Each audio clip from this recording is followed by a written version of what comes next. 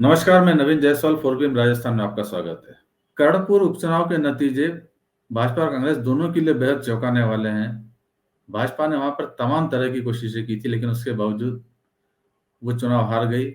जहां 1 महीने पहले अच्छे खासे बहुमत से 115 सीटों के साथ भाजपा सत्ता में आई थी, सिर्फ 1 महीने बाद में जब उपचुनाव हुए तो जनता ने उसे नकार दिया। इस बीच में भाजपा ने कई दांव चले। 5 जनवरी को वोटिंग थी, उससे पहले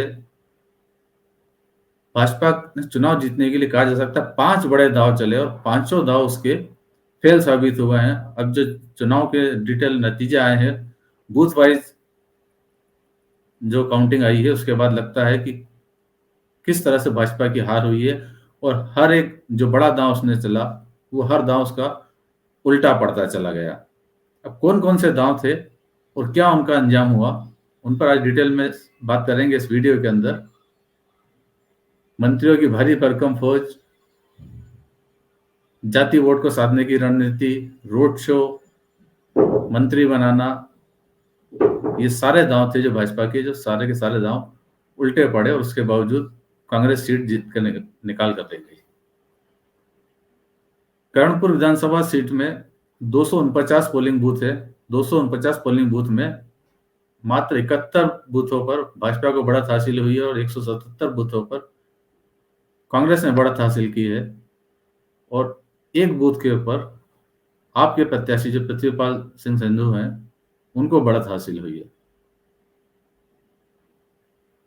अगर बात अब जो भाजपा के 5 दांव है, सबसे बड़ा दांव उसका प्रत्याशी को मंत्री बनाना था। वोटिंग से 6 दिन पहले सुरेंद्रपाल सिंह टीटी को शपथ दिलाई गई राज्य मंत्री की।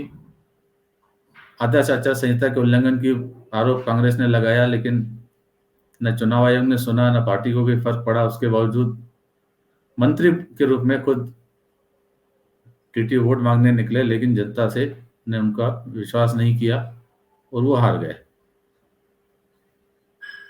भाजपा के पास जो चुनाव प्रचार में सबसे बड़ा चेहरा था, हालांकि उसने कई बड़े चेहरे यहाँ लगा रखे थे, खुद मुख्यमंत्री, उप मुख्यमंत्री, कई मंत्री, उसके अलावा केंद्रीय मंत्री और भाजपा संगठन के बड़े नेता सारे मौजूद थे। लेकिन जो सबसे बड़ा चेहरा कहा जा सकता है, वो चुनाव में था मुख्यमंत्री भजनलाल शर्मा का, जो नए नए मुख्यमंत्री बने थे। उन्होंने भी वहां पर सभा की। श्रीकानपुर में उन्होंने सभा की थी 26 दिसंबर को। और इसी इलाके के अंदर कांग्रेस की तरफ से पूर्व मुख्यमंत्री अशोक गहलोत और प्रदेश कांग्रेस अध्यक्ष गोविंद सिंह डोटासरा ने भी सभा की थी। करणपुर में 12 बूथ हैं और 12 बूथों के जब वोटों की काउंटिंग हुई तो कांग्रेस को 6050 वोट मिले, जबकि भाजपा प्रत्याशी को सिर्फ 5732 वोट मिले। यानी 318 वोट भाजपा को कम मिले, जहां पर मुख्यमंत्री भजनलाल शर्मा ने सभा की थी। इसी तरह पदमपुर में उप मुख्यमंत्री दिया कुमारी का रोड शो हुआ। पदमपुर में केंद्रीय जल शक्ति मंत्री गजेंद्र सिंह शेखावत ने भी सभा की। भाजपा के प्रदेश अध्यक्ष सीपी जोशी ने भी सभा की। और इनके मुकाबले में कांग्रेस की तरफ से पूर्व मुख्यमंत्री सचिन पायलट ने सभा की। सचिन पायलट की सभा में इतनी जबरदस्त भीड़ थी कि उसी समय कयास लगाए जाने लगे थे कि शायद कर्णपुर विधानसभा सीट का फैसला हो गया है। और जो ऐतिहासिक भीड़ पायलट की सभा में जुटी थी, उसके बाद माना जाने लगा था कि भाजपा के लिए बड़ी मुश्किल होगी ये सीट निकालना। उसके बाद ही फैसला हुआ था सुरेंद्रपाल सिंह टीटी को मंत्री बनाए जाने का। तो पदमपुर में जो 13 बूथ है, उन 13 बूथ में से भाजपा को सिर्फ 2 बूथों पर बढ़त मिली और 11 बूथ पर कांग्रेस आगे रही और कुल 305 वोटों की बढ़त कांग्रेस ने पदमपुर से बनाई। तीसरा बड़ा दांव था जातीय सम्मेलन का। एससी और एसटी के सम्मेलन भाजपा ने आयोजित कराए।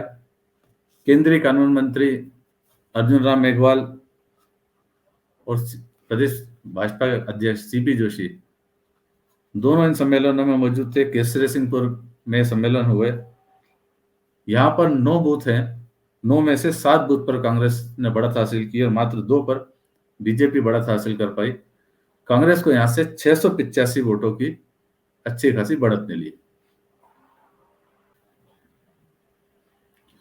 इसके अलावा महिला मतदाताओं को साधने के लिए भाजपा ने इस उपचुनाव के अंदर महिला सम्मेलन भी कराया और मुख्यमंत्री दिया कुमारी को एक महिला प्रतिनिधि के रूप में पेश भी किया।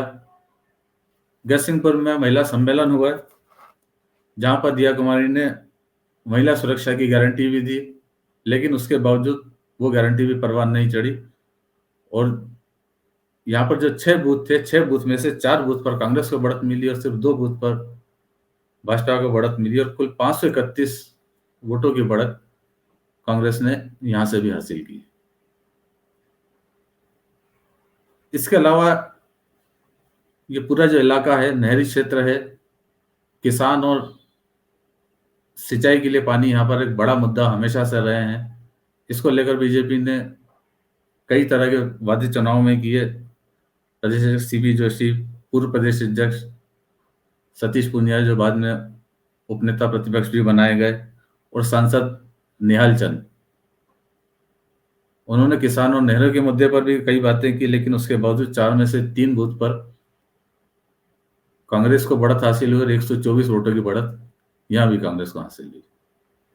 इसके अलावा जो सबसे बड़ा दाव था वो खुद भाजपा प्रत्याशी सुरेंद्रपाल सिंह टीटी को मंत्री बनाने का था। न उन्हें सिर्फ मंत्री बनाया गया बल्कि उन्हें विभाग भी वही दिए गए जो क्षेत्र में बड़ा मुद्दा होते हैं। नहरी क्षेत्र और सिंचाई से संबंधित विभाग उनको दिए गए जो यहाँ के मतदाताओं को आकर्षित करते, क्योंकि यहाँ पर मुद्दे भी यही बनते हैं, पंजाब से किसानों के हक के लिए पानी लेकर आना और किसानों को पर्याप्त मात्रा में सिंचाई के लिए पानी उपलब्ध कराना, ये बड़े मुद्दे रहते हैं। उन्हीं विभाग का मंत्री सुरेंद्रपाल सिंह टीटी को बनाया गया, लेकिन उसके बावजूद यहाँ के मतदाता इन्हीं मुद्दों से प्रभावित होते हुए भी सुरेंद्रपाल सिंह टीटी को वोट उन्होंने नहीं दिया। तो ये जो 5 बड़े दांव थे, वो पांचों दांव क्षेत्र के मतदाताओं ने नकार दिया और सरकार ने और भाजपा संगठन ने जितनी भी कोशिश की वो हर दांव उल्टा पड़ता चला गया। माना जा रहा है कि नई सरकार के बनने के बाद जो कदम उठाए गए, शायद ये उसका एक जवाब है जनता की तरफ से, पूरे प्रदेश की जनता की तरफ से। करणपुर की जनता ने जवाब दिया है। जिस तरह से सरकार ने सत्ता में आने के साथ ही मुख्यमंत्री चिरंजीवी स्वास्थ्य बीमा योजना ठंडे अवस्थे में डाल दी गई। 25 लाख के स्वास्थ्य बीमा की जगह 5 लाख का स्वास्थ्य बीमा दिया जा रहा है केंद्र की योजना के तहत। ये शायद उसकी भी नाराजगी हो सकती है। 5000 राजीव गांधी युवा मित्रों की नौकरियां खत्म कर दी गई, उन्हें घर भेज दिया गया नौकरी से निकालकर, उसकी भी नाराजगी हो सकती है। महात्मा गांधी सेवा प्रयोगों की भर्ती रद्द कर दी गई जिसके अंदर 50,000 भर्तियां की जानी थी। ये कुछ ऐसे कदम थे जो निश्चित रूप से नई सरकार को अलोकप्रिय बना रहे थे और शायद इसका अंजाम भी भाजपा को इस चुनाव के अंदर भुगतना पड़ा। तो फिलहाल इस वीडियो में इतना ही, और अंत में एक बार फिर आपसे यही कहना है कि 4PM राजस्थान चैनल को सब्सक्राइब जरूर करें और इस वीडियो के लिंक को जितना ज्यादा हो सके उतना शेयर भी करें। नमस्कार।